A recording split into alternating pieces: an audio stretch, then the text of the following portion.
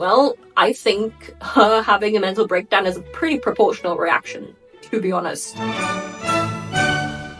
Hello, ladies and ladies, and everyone else. For today's video, I wanted to talk about some books that I think would make you a better intersectional feminist, if that's something that's important to you, and something that I think should probably be important to everyone who is a human on planet Earth. If you're here and you have no idea what the word intersectional means, or the concept of intersectionality is something that you find a little bit difficult to define, I'll just start off the video by giving a definition for that. Intersectionality as a concept is basically talking about how people from different political or social groups are discriminated against in very specific ways because of the combination of things that are socialized or politicized in certain ways. I think one of the writers who I've come across who has explained this the best is Bell Hooks, who wrote the extremely famous Ain't I a Woman in the 80s. There's a fantastic way in which she describes the sexism and the racism that Black women face, and she calls this the double bind that Black women in the US specifically face.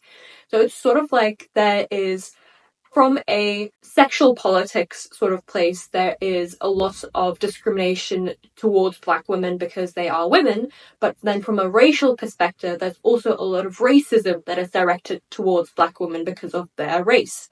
And that the specific type of experience of discrimination that Black women have is colored by both of these experiences, and that both of these experiences mean that you can't really describe the plight of a Black woman in terms of just sexism or just racism. It's both of those things at the same time. In that same essay, she also says that Black feminism is not white feminism in blackface, which I think is such a great way to explain how intersectional feminism works, that it works on so many different levels.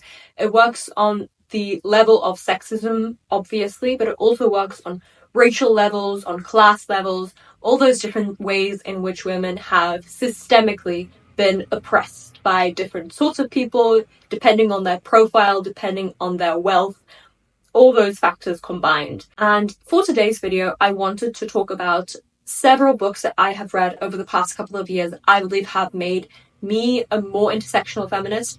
And obviously it's a work in progress. I'm never going to be perfect, but I'm going to try my best to be as intersectional as possible in my feminism. These are some of the books that have helped me to see that the most. All of these books touch on different corners of intersectional feminism, whether that has to do with sexuality, race, class, nationality, all of those things that I think that we see very often are neglected in just white feminism, which is something that I'm very aware of and that I try to steer away from as much as I possibly can. If you have any books that you would recommend for this one, I would absolutely love to know, so please leave them in the comments. And if you've read any of these ones before, I'd also like to know your thoughts. I also posted about doing this video on my Instagram story, and I do mention some of the books that people told me they thought about when I told them about the topic of this video, but for those that I haven't mentioned / haven't read yet, but that I do believe sound very, very good, I put them all in the description box as well, so you can check out those books too. So it's not just coming from me, but from a community of people who really want you to understand intersectional feminism as broadly as possible. The first book that I wanted to talk about today is The Argonauts by Maggie Nelson. This is Maggie Nelson's memoir about having a relationship with a gender-fluid person, her partner Harry. And the way in which this book is structured is so unique and so memorable. Maggie Nelson uses different sort of quotes from people who have written about gender and sexuality studies before, and she integrates it in basically the story of her relationship with Harry and the different ways in which their relationship has manifested over the course of their relationship. So since they met each other, until they married each other, until they tried to conceive a child together, and then raising that child together. It is so fascinating to see how this incredibly unconventional relationship that these two people have doesn't really have language to describe it, but that they sort of find language from academic texts and the different ways in which people have studied gender and sexuality just over the past couple of decades. I love to see the different ways in which people bring concepts from like philosophy or sociology or politics, and they take those concepts and make them personal to their own lives. I think Sally Rooney does this quite well in her books as well, and it's something that she spoke about. And from the moment I watched that video where she spoke about it, there was so much I feel like that was unlocked for me about her books, and I felt this particularly with the Argonauts. It feels like there's a very concentrated effort to make the academic or like political as personal as possible, and I think Maggie Nelson does it in such a fantastic way. She's obviously a very intellectual person, and I think that she finds a lot of comfort in reading academic texts about things that happen or that people just, write about in general. I think it's such an underrated way in which a highly educated person finds comfort in a sort of intellectual pursuit, which I really loved. And I think that it's such a fantastic book to read just to understand the dynamics in a relationship where one or both of the people are gender fluid. For Maggie Nelson, it's just her partner. She herself, I believe, identifies as a woman.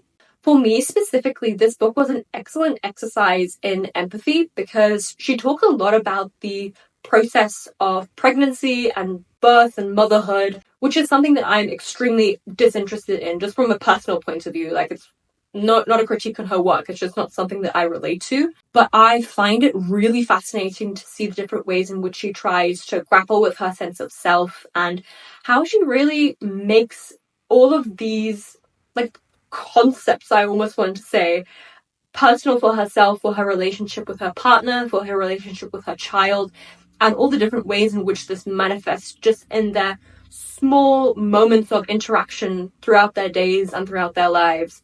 It's so fascinating to read. It's one of the most memorable books that I've ever read. I read it in January and I'm still thinking about it. So I mean, that is pretty much all that you can ask for from a book, I think, is to have it change something so fundamental in you that you just keep thinking about it for months and months after you've read it. Next up, we have Kim Jiyoung, born 1982, by Cho Nam-ju. This is one of the most creative books I think that I've ever read. This book sort of uses the character of Kim Jiyoung, which was the most popular girl's name in South Korea in 1982, as a representation of the average South Korean millennial woman and all the different experiences of misogyny that she statistically faces in her life.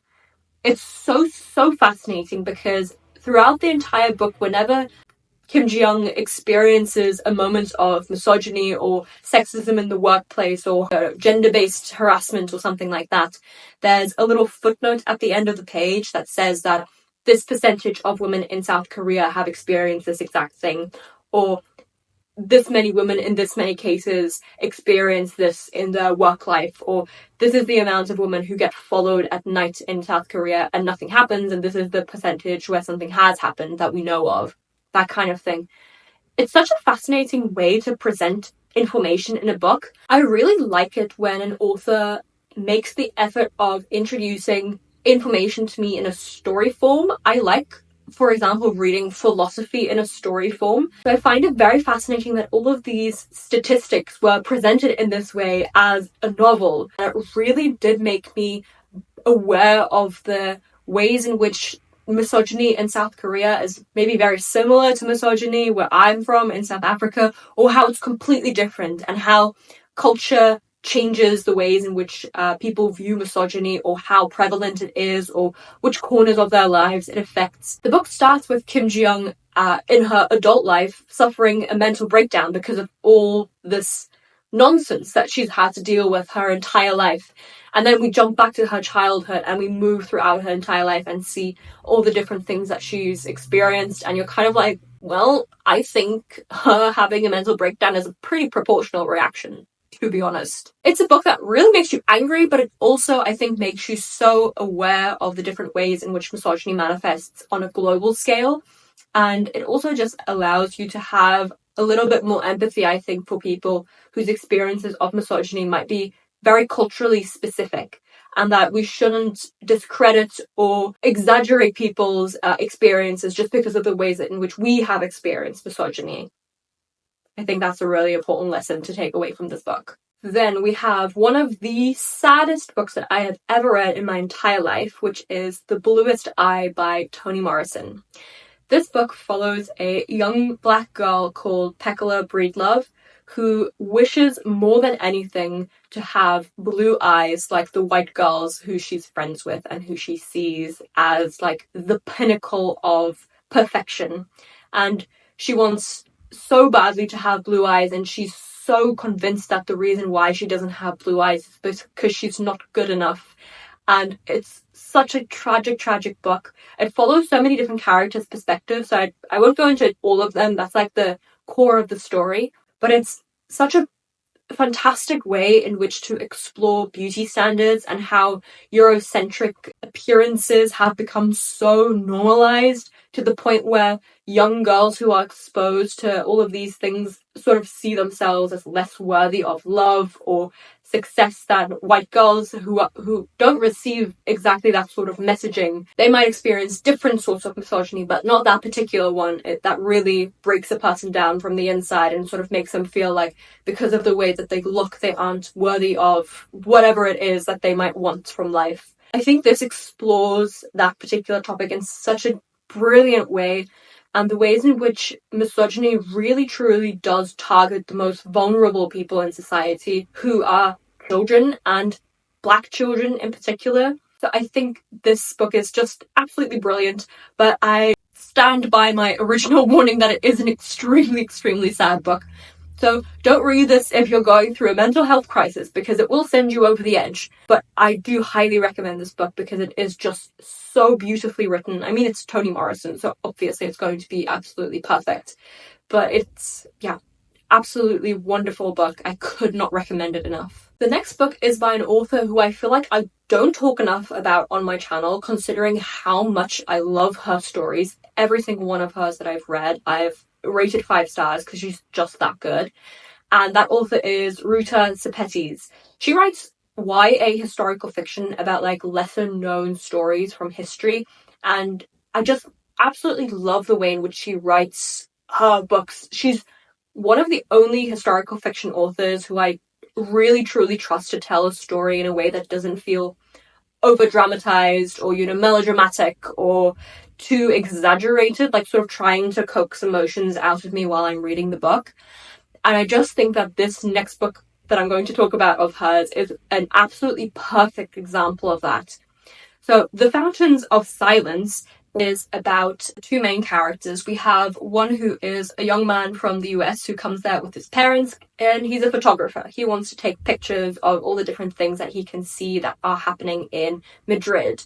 And the other main character is a young woman who works at the hotel where he's staying.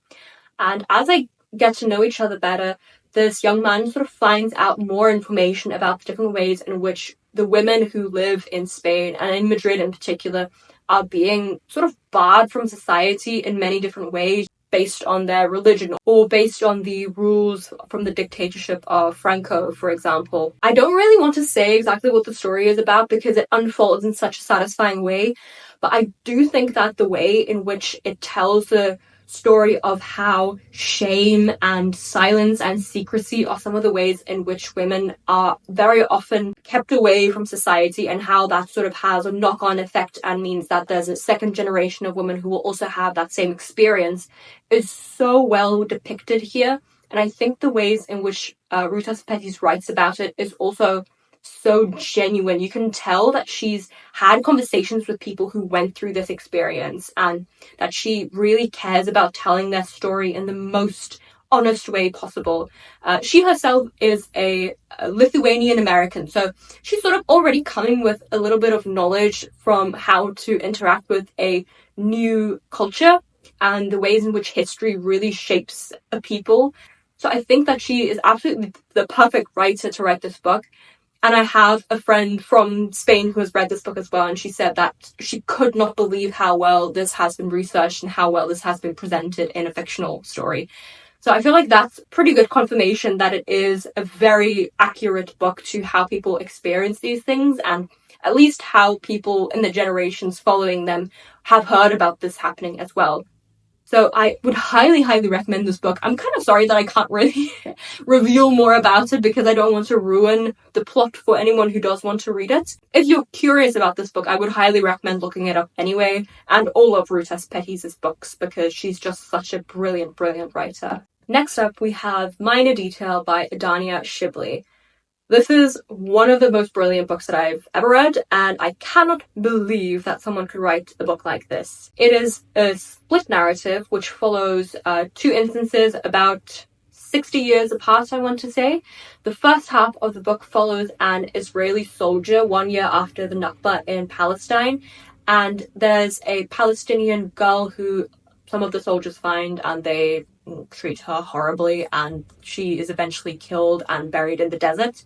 And in the other timeline, which takes place in like the modern day, there is a young Palestinian woman who finds out about this minor detail in history which has sort of been buried away.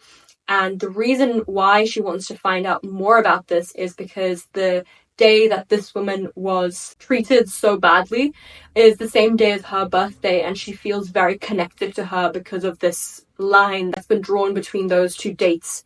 And then she tries to go and find out information about this woman's treatment and death.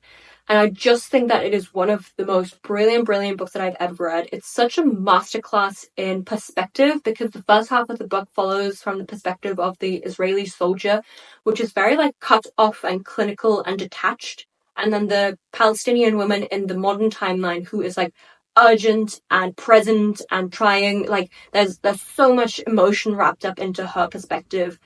And I just found it so brilliant to read. It's another very sad book, but it is so good, and I think that absolutely everyone should read this, especially if you want to read Palestinian fiction. This is one of the best books that I think you could possibly read. This next book is one of my favorite memoirs of all time, and that is I Know Why the Caged Bird Sings by Maya Angelou. So Maya Angelou is an American poet, and she writes beautiful poetry. I've read some of her poetry before, and it's just absolutely stunning. She wrote the poem And Still I Rise, which is incredibly famous and incredibly brilliant and beautiful. This is the first book in her memoir cycle, I want to call it. I don't know if it's a series, if it's someone's memoir, but she's written many different volumes from her memoir, and this is the first one, which follows her childhood growing up in the US in the South, being raised along with her brother by their grandmother, and all the different experiences that she has growing up as a young Black girl. I just think the way in which Maya Angelou writes is so engaging. You can really tell that she's a poet because there's just some sort of flow and rhythm to her writing that just feels so lovely to read. There's so much warmth in this book as well. Like, even though she's going through extremely traumatic experiences, you can just tell with how much empathy she's writing about her younger self and the different ways in which she tries to deal with what's happening to her with the limited resources and knowledge that she had at the time. It's such a beautiful memoir.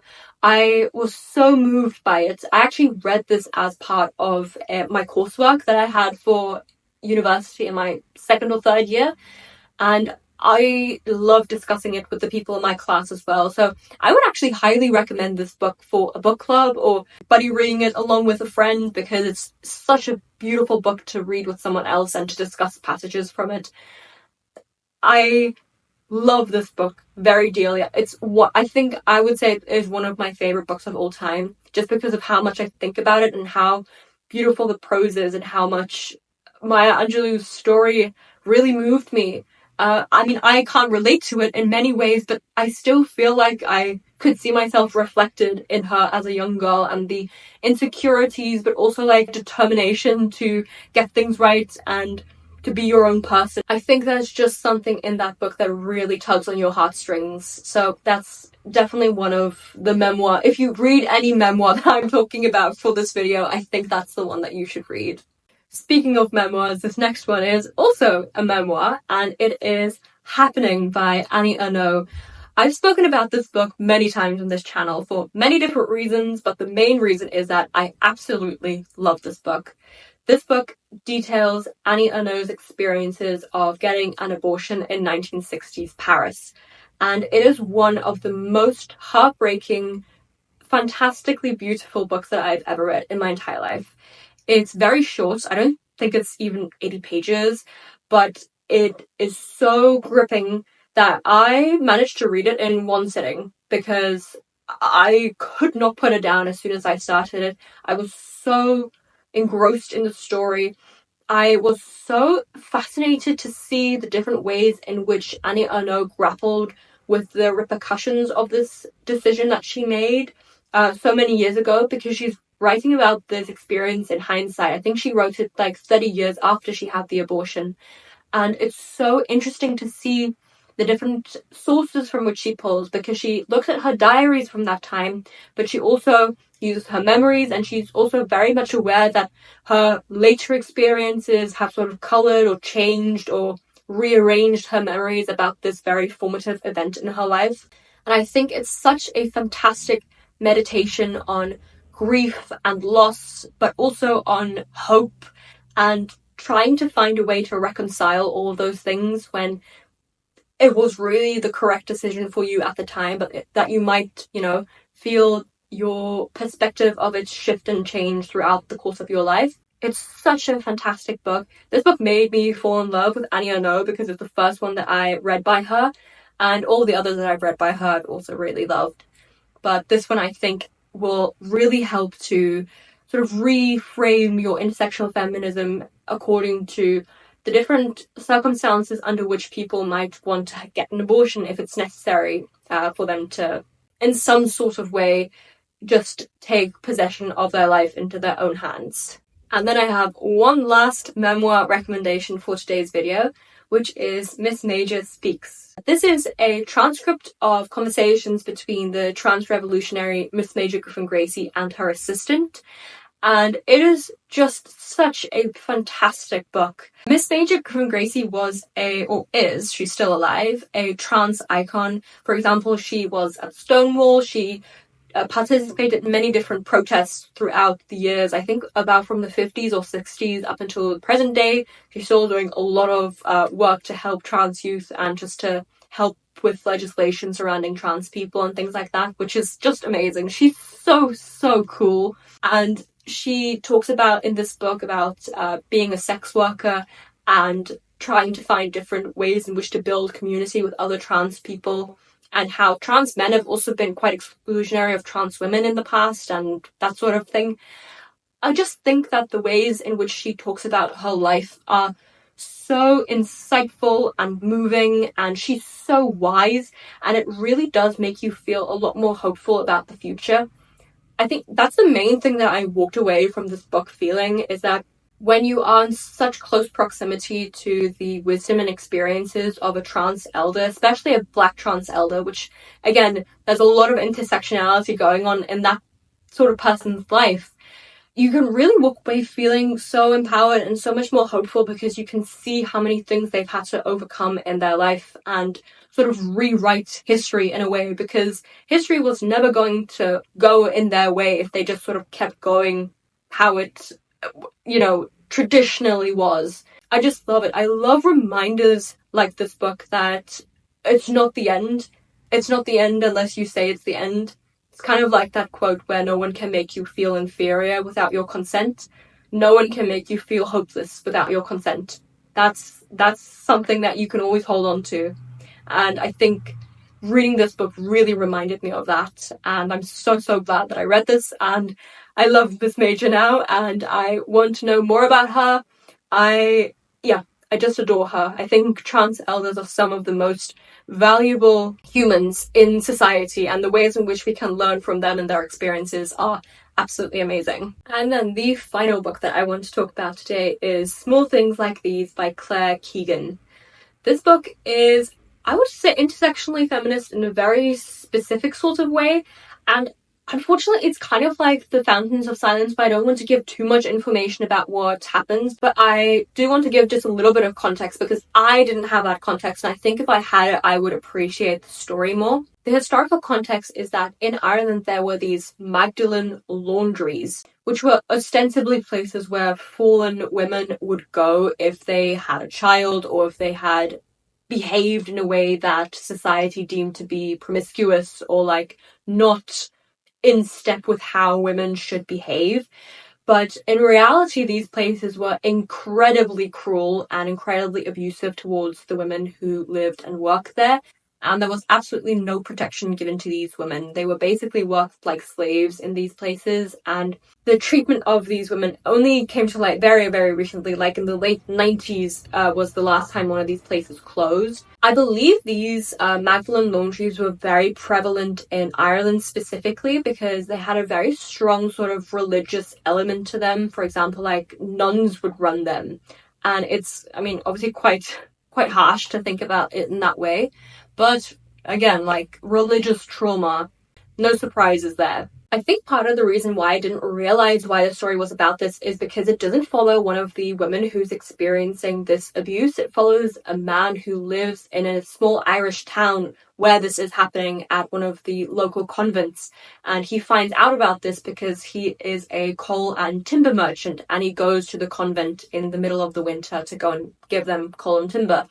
And he discovers the poor treatment that they've given to one of these women, and he sort of tries to protect her as much as he can. I do think that the way in which this story unfolds is so tragically beautiful, and Claire Keegan's writing is incredibly sparse but very direct and sharp, and I think it really lends to the character of the story. It really felt like a sort of Les Mis story where the main character felt like a sort of Jean Valjean figure, and the woman who he discovers feels like a Fantine or Cosette figure. So I really like that sort of parallel between the two stories because I love Les Mis. It's a story that I have held very near to my heart for many years. Unfortunately, I didn't like this book as much on a first read because I didn't understand the historical context, but I do think if I were to reread this book, I would like it a lot more. But I just do still highly recommend this book. And I think if you take the historical context that I've told you about with you, then you'll probably enjoy it more than I did on a first read. Okay, those are all the books that I have for today's video. Thank you so much for watching. I hope that you get to pick up some of these books in the near future. And again, if you have any other books that you think would really help people to understand intersectional feminism a little bit better, or if you yourself just want to get a little bit more into it or want to help me with my intersectional feminism journey, that would be amazing. I would love to know your recommendations or hear if you had the same experiences of reading these books as I did. And beyond that, we are all done for today's video. So thank you so much for watching and for spending this time with me. I hope that you have a lovely day further. And I'll see you next week with another video. Take care.